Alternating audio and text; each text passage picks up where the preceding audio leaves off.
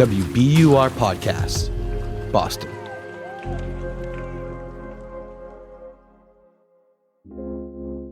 I'm Daryl C. Murphy, and you're listening to The Common. Seth Daniel, how you doing? I'm well. How are you, Daryl? I'm good. So it's nice to finally talk to you. I think you're the first person from the Dorchester Reporter to be on The Common, and you're the news editor at that, so... Yes, that's the title. We got the head honcho. So, we're here because you just did a story about how Haitian migrants in Boston are stuck waiting for employment papers. Yes. And so, they can't work, but there's a labor shortage in the city. Yeah. Before we get into that, talk to us about how you came across this story. Obviously, this was national news, and you know that anytime something happens at the border, it eventually filters into Boston, into one of our communities. And particularly this was the Haitian community coming from all different directions, mostly from South America. And we know that they were under that bridge for some time. There was a lot of controversy. Many of them made it here, and thousands of them, I should say, made it here. And they settled, and a lot of them got temporary protected status. But when they tried to get their employment papers, right, it was going to be only a few months, and then that didn't work out. So how I came across it was I live in the neighborhood. I see a lot of the people who are waiting for these papers. Some of them are friends of mine. I've come to know them. And, they were ready to get to work, and then it just never happened. The pressure mounts. You might be staying with a family member. You might be staying with a volunteer. I just, I met a lot of those folks. I know a lot of them just from being in the neighborhood, and I've seen, what they're going through, and it's not easy. They went on a perilous journey, and when I say perilous, they can't even talk about it sometimes, what they witnessed. Now they're here, and this is the most frustrating part. So, Seth, this sounds personal for you. Tell me about some of the people you talked to in your story. Yeah, no, I talked to a couple of gentlemen who've been here more than a year waiting for their papers, and the place where they come all the time is called IFSI, which is Immigrant Family Services Institute, and that's in Mattapan Square. It's sort of the headquarters for this whole situation, as well as the Haitian community in general. They have job fairs there. Amazon comes. Amazon needs workers. You can connect this to other problems in Boston, like the bus driver shortage. Oh, yeah. This is a group of immigrants that migrates towards that job in particular, Haitian immigrants and migrants.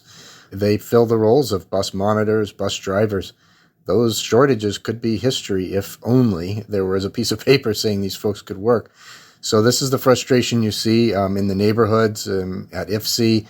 In one case, a gentleman, his wife and his, I would say, elementary school son got their approval, while he and the baby, which is about 6 months old, did not get it. And, the baby was supposed to present more information to the judge. I mean, I don't know how you get a 6-month-old presenting more information to the judge, aside from a birth certificate. I mean, they have that, and what more can a baby do? Yeah. So the frustration is extreme, and most say that they're glad they left. Some say that they're questioning whether they made the right decision. I mean, there's still hope out there, but every month it's fading. Yeah. What exactly do they have to do to be able to work here legally? So, I mean, these migrants, they have a special program, temporary protective status, which, if you remember, in terms of Haiti, a lot of earthquake victims back in 2010, whenever the earthquake happened, they had temporary protective status. Other groups have too. Most of these folks, they've already got that. They've applied for that, and they've qualified for that. Second step is to get your work papers. That's what's coming slowly in a lot of cases. It was something that was expected to take a month, 2 months. People were supposed to get on their feet, fill the jobs. Fortunately, in our economy in Boston right now, there's lots of jobs, particularly that people in this situation could fill quickly and be trained quickly.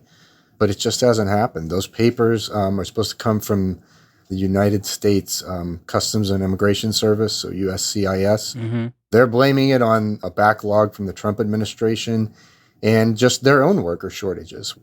I mean, we're all suffering from worker shortages. In this case, where you could prevent worker shortages, I think our newspaper has advocated for kind of rewriting the process a little in this situation and coming at it a different direction. So give them the papers And then if they don't qualify, take them away later. Maybe that's the solution.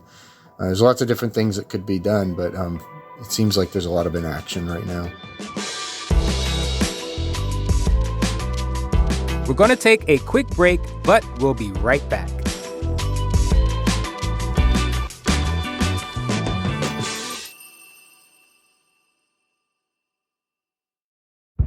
Did you kill Marlene Johnson? I think you're one of the first people to have actually asked. From WBUR and ZSP Media, this is Beyond All Repair, a new podcast about an unsolved murder that will leave you questioning everything. Somebody should be in jail for murdering my sister. A woman who's never been believed. As long as they think I have done this, then they're not looking for who actually did this. And that's what makes it a cold case. No, it's a botched case. And a search for the truth, once and for all. Wow, it just gets more interesting. Beyond All Repair. Listen and follow wherever you get your podcasts. Be careful. You're digging in a place that's been very peaceful for a while. Do it anyway. Dig.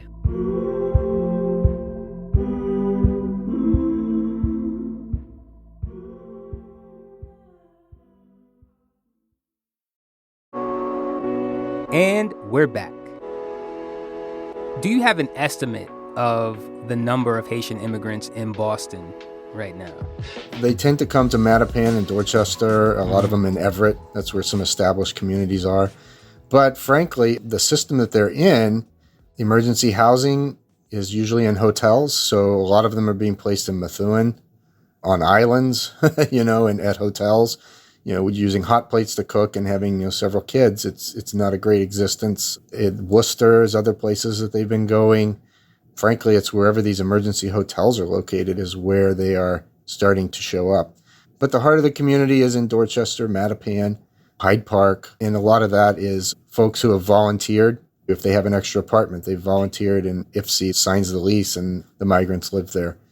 Others are family members, or distant family members who have volunteered to let them live there. And that's primarily where they're at. And there are thousands. I mean, I know in my story, the director of IFC, she estimated that 8,000 people in 2022. And then, I think it was more than 1,200 in just the last 3 months of 2022. So it's a lot.